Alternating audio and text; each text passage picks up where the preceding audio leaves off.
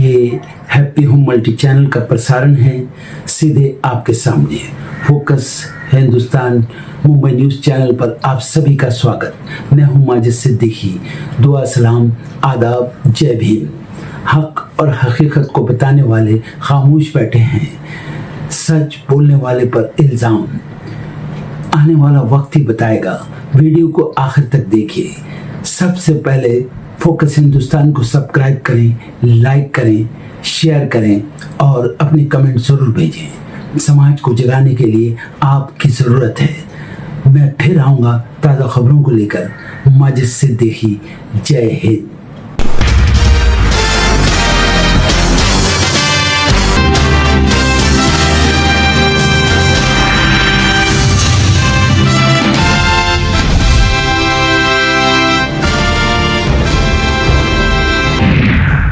Bihar SIR के खिलाफ PILs पर सुप्रीम कोर्ट आज सुनाएगा फैसला। सुप्रीम कोर्ट में याचिका को दी गई है चुनौती, फैसले पर टिकी हैं सबकी निगाहें। कांग्रेस सांसद राहुल गांधी की दोहरी नागरिकता के मामले में आज सुनवाई। इलाहाबाद हाई कोर्ट की लखनऊ बेंच में हो सकती है सुनवाई। याचिकाकर्ता एस विघ्नेश शिशिर ने राहुल पर ब्रिटिश नागरिकता लेने का लगाया है आरोप। जवाहरलाल नेहरू की पुण्यतिथि आज। पीएम मोदी ने नेहरू को किया याद। राहुल गांधी ने देश के पहले पीएम को दी विनम्र श्रद्धांजलि। असम विधानसभा में आज समान नागरिकता संहिता यानी यूसीसी बिल पर होगी अहम चर्चा। विधेयक के पारित होने की भी है पूरी संभावना। संसदीय कार्य मंत्री अतुल बोरा ने पेश किया है ये विधेयक। पटना सचिवालय में आज बिहार कैबिनेट की महत्वपूर्ण बैठक। मुख्यमंत्री सम्राट चौधरी की अध्यक्षता में होने वाली है मंत्रिपरिषद की बैठक। कई अहम सरकारी प्रस्ताव और बड़ी योजनाओं पर लग सकती है मुहर। जयपुर में सीएनजी गैस हुई महंगी। टोरेंट कंपनी ने 1.59 रुपए प्रति किलो की महंगी। बढ़ी हुई रेट के बाद अब 96 रुपए प्रति किलो हुई सीएनजी गैस। केरल के पूर्व सीएम पिनराई विजयन के खिलाफ ईडी का एक्शन। मनी लॉन्ड्रिंग केस में 10 ठिकानों पर red. Cochin minerals and rutile limited मामले में की छापेमारी। यूपी के अमेठी से सपा विधायक महाराजी प्रजापति के घर पर हमला। लाठी डंडों से की गई घर वालों की पिटाई। मिली जान से मारने की धमकी। सत्ता संभालने के बाद आज पहली बार दिल्ली आएंगे सीएम विजय। पीएम मोदी और सीतारमण से कर सकते हैं मुलाकात। आर्थिक सहायता और लंबित विकास परियोजनाओं को मंजूरी देने की करेंगे मांग। आसाराम को राजस्थान हाईकोर्ट से लगा बड़ा झटका। उम्र कैद की सजा रहेगी बरकरार। सरेंडर करने के आदेश जारी। आतंकवाद फैलाने पर भुगतने होंगे अंजाम। संयुक्त राष्ट्र सुरक्षा परिषद में भारत का पाकिस्तान पर बड़ा हमला। दुनिया के सामने खींची रेड लाइन। पाकिस्तान के पंजाब प्रांत की मरियम नवाज सरकार का अपने फैसले से यू टर्न। लाहौर में सड़कों और मोहल्लों के हिंदू सिख नाम रखने पर लगी रोक। लाहौर हेरिटेज एरियाज रिवाइवल नामक पहल का हिस्सा था यह अभियान। इजराइल को मान्यता दोगे या नहीं, ट्रंप को बताओ। अमेरिकी सीनेटर लिंडसे ग्राहम ने पाकिस्तान पर बढ़ाया दबाव। ईरान जंग में उसकी भूमिका पर भी जताई चिंता। ईरानी सेना आईआरजीसी को आतंकी संगठन घोषित करो। इजराइल ने दोस्त भारत के सामने रख दी बड़ी मांग। ईरानी सेना को बताया वैश्विक खतरा। अमेरिकी ऊर्जा नाकेबंदी से घबराई क्यूबा सरकार। दुनिया से लगाई मदद की गुहार। कहा मानवीय संकट रोके।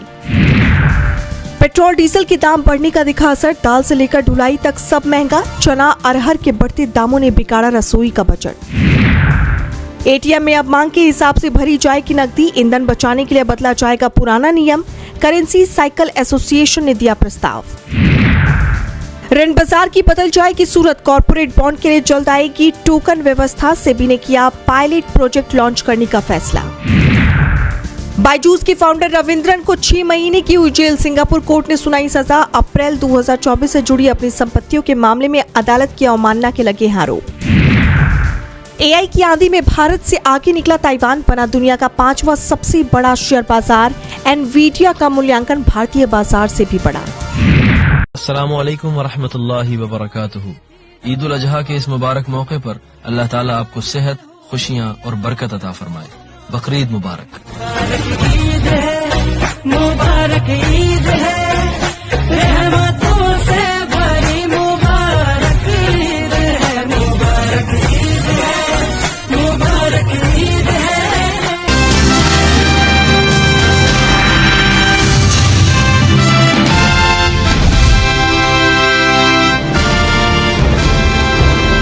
उत्तर प्रदेश में कर्मचारी चयन आयोग यानी एसएससी की कांस्टेबल जीडी परीक्षा के दौरान प्रयागराज में बड़ा हंगामा देखने को मिला।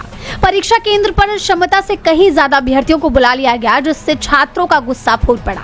दरअसल 25 मई को बड़ी संख्या में अभ्यर्थी एसएससी कांस्टेबल जीडी परीक्षा देने के लिए प्रयागराज में अंदावा के आईटेक जोन सेंटर पहुंचे थे, लेकिन अभ्यर्थियों का आरोप था कि केंद्र पर पर्याप्त सीटें और कंप्यूटर सिस्टम ही मौजूद नहीं थे।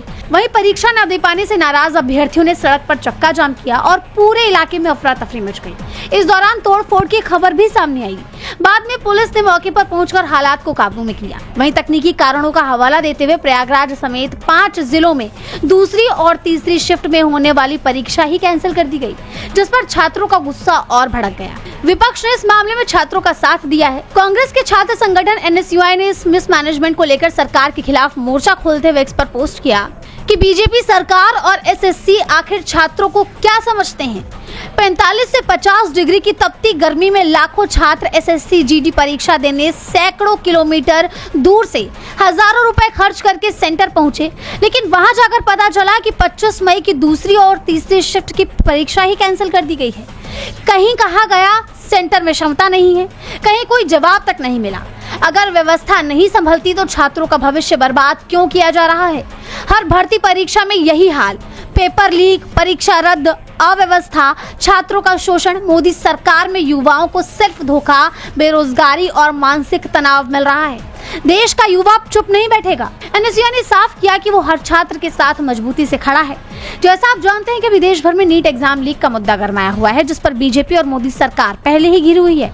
और इस बीच एसएससी जीडी की परीक्षा में इस मैनेजमेंट को लेकर भी विवाद शुरू हो गया है, यानी अब सरकार दो तरफा घिर गई है। ओ माई तेरी मिट्टी बुलाए तो ये दुनिया छोड़ के आ जाए, तू जो आवाज लगाए तो तिरंगा ओढ़ के आ जाए। ओ माई तेरे काम नहीं आए।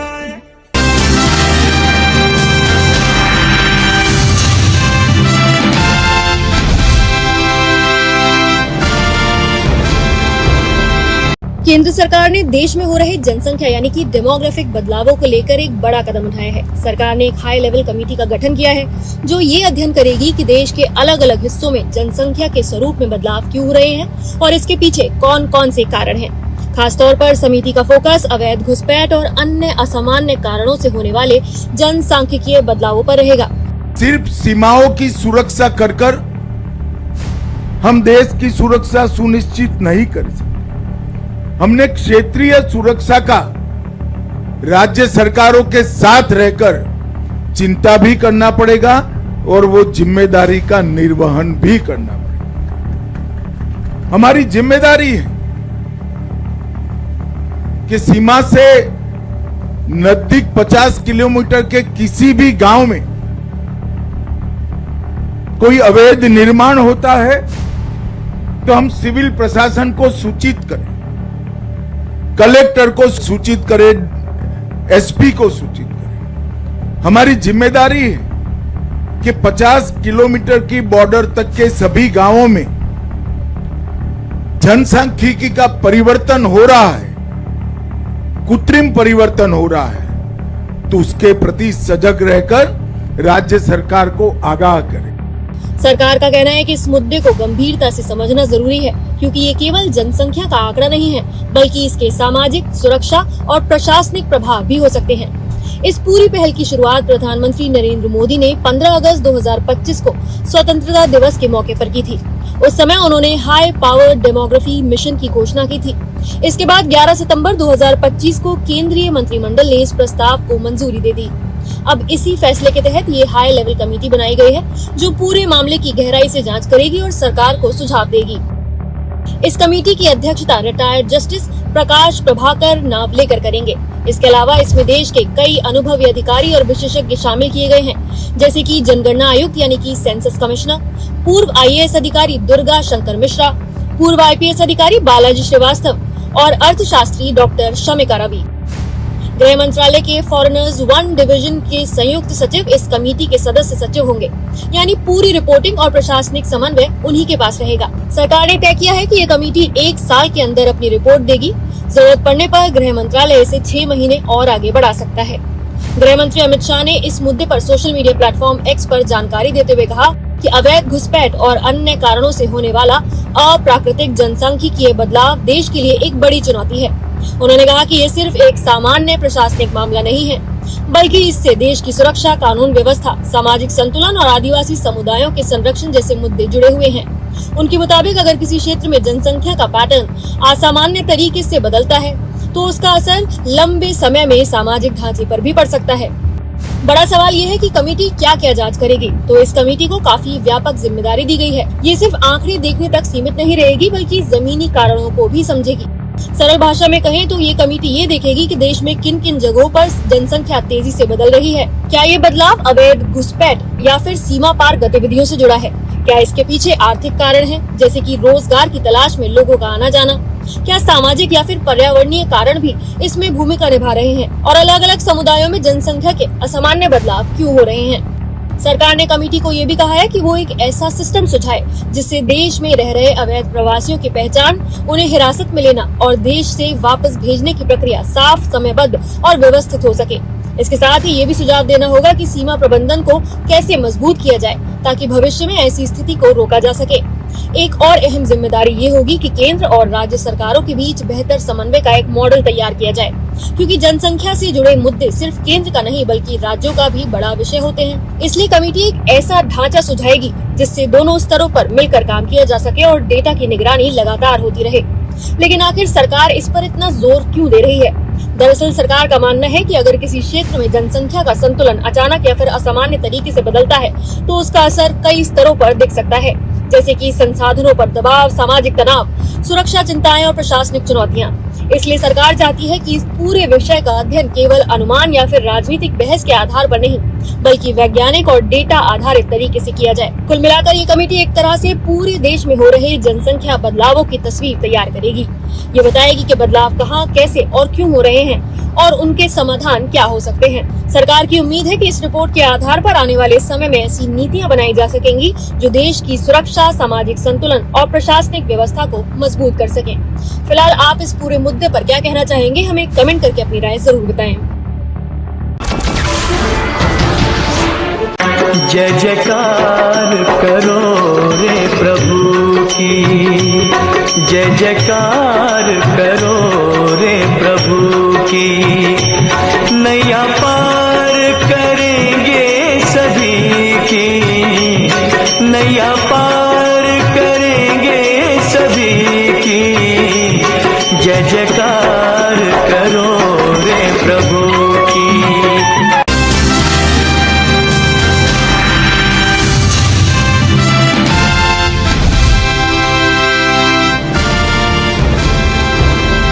नीट पेपर लीक के मुद्दे ने राजनीति पहले से गरमाई हुई है। शिक्षा मंत्री धर्मेंद्र प्रधान के इस्तीफे की मांग भी तेज है। इसी बीच अब सीबीएसई की क्लास 12वीं के फिजिक्स आंसर शीट को लेकर उठे विवाद में बड़ा घटनाक्रम सामने आया है। सीबीएसई ने अपनी गलती मानी है और छात्र वेदांत श्रीवास्तव को उनकी सही आंसर शीट भेजी है, जिसे लेकर शिक्षा व्यवस्था पर उठ रहे सवालों का सिलसिला एक बार फिर गर्मा गया है। टीएमसी प्रवक्ता साकेत गोखले ने बीजेपी सरकार पर हमला बोलते हुए कहा, आप शायद पूछेंगे कि नीट परीक्षा में कई घोटाले और अब सीबीएसई परिणामों में अनियमितताओं के बावजूद शिक्षा मंत्री धर्मेंद्र प्रधान को इस्तीफा देने के लिए क्यों नहीं कहा गया। इसका कारण ये है कि मंत्रियों को आमतौर पर जनता के गुस्से को शांत करने के लिए इस्तीफा देने के लिए मजबूर किया जाता है। ऐसा ये दिखाने के लिए किया जाता है कि सरकार चिंताओं को गंभीरता से ले रही है। आज जनता में बहुत गुस्सा है, लेकिन फिर सरकार इतनी बेशर्म क्यों हो रही है? क्योंकि जनता की भावनाओं का उनके लिए कोई महत्व नहीं है। जब चुनाव आयोग की मदद से ही चुनाव में धांधली की जाती है तो जनता की भावनाएं अप्रासंगिक हो जाती हैं। अगर चुनाव हेरफेर से जीते जा सकते हैं तो उन्हें लोगों की राय की परवाह क्यों होगी? आज की सभी समस्याओं की जड़ चुनाव में धांधली और भ्रष्ट चुनाव आयोग और चुनावी प्रणाली है।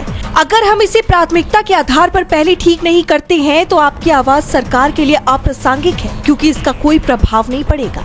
जैसे आप जानते हैं कि छात्र वेदांत श्रीवास्तव लगातार दावा कर रहे थे कि सीबीएसई पोर्टल पर अपलोड की गई फिजिक्स की स्कैन कॉपी उनकी नहीं थी। इसका दावा उन्होंने सोशल मीडिया पर भी किया था, जिसे लेकर काफी बवाल मचा था। तो वही नीट पेपर लीक मामला भी लगातार तूल पकड़ता जा रहा है। इन तमाम लापरवाहियों को लेकर अब विपक्ष ने सरकार की मुश्किलें बढ़ा दी हैं। कृष्ण पक्ष की एकादशी जो अधिक मास में आती, पद्मिनी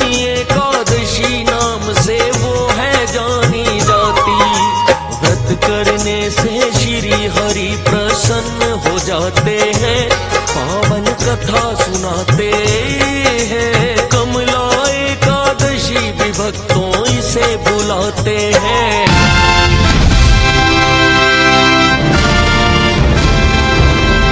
असम विधानसभा सत्र के दौरान सियासी घमासान अब खुली जुबानी जंग में बदलता नजर आ रहा है। विपक्ष लगातार आरोप लगा रहा है कि विधानसभा के अंदर उनकी आवाज दबाई जा रही है और अब रायजोर दल के अध्यक्ष अखिल गोगोई ने सीधे विधानसभा स्पीकर रंजीत कुमार दास और मुख्यमंत्री हिमंता बिस्वा शर्मा पर गंभीर आरोप लगा दिए हैं। अखिल गोगोई ने कहा कि असम विधानसभा में विपक्ष का अपमान किया गया। उन्होंने आरोप लगाया कि स्पीकर का रवैया पक्षपातपूर्ण था और मुख्यमंत्री ने भी विपक्ष के लिए बेहद अपमानजनक भाषा का इस्तेमाल किया। गोगोई ने आगे कहा कि मुख्यमंत्री खुद अहंकार छोड़ने की बात करते हैं, लेकिन विधानसभा में दिया गया उनका बयान सबसे ज्यादा अहंकारी था। उनका कहना है कि मुख्यमंत्री की तरफ से कथित तौर पर कहा गया कि हमारे पास 102 सीटें हैं, आप लोग विधानसभा छोड़कर चले जाइए, हम खुद ही सदन चला लेंगे। इसी बयान को लेकर विपक्ष भड़क उठा है और इसे लोकतंत्र तथा विपक्ष की भूमिका का अपमान बताया जा रहा है। वहीं इस पूरे विवाद के बीच महिला आरक्षण का मुद्दा भी गर्मा गया है। अखिल गोगोई ने साफ कहा कि उनकी पार्टी महिलाओं के लिए 50% आरक्षण की मांग करती है। उन्होंने बीजेपी पर निशाना साधते हुए कहा कि जब असम और पूरे देश में महिला और पुरुष मतदाताओं की संख्या लगभग बराबर है, तो महिलाओं को सिर्फ 33% आरक्षण देना न्याय संगत नहीं है। गोगोई ने ये भी कहा कि महिला आरक्षण परिसीमन की बात लागू करने की बात स्वीकार नहीं की जा सकती, बल्कि इसे तुरंत प्रभाव से लागू किया जाना चाहिए। उनके इस बयान के बाद असम की राजनीति में नया विवाद खड़ा हो गया है। अब विपक्ष सरकार पर लोकतांत्रिक मूल्यों को कमजोर करने का आरोप लगा रही है।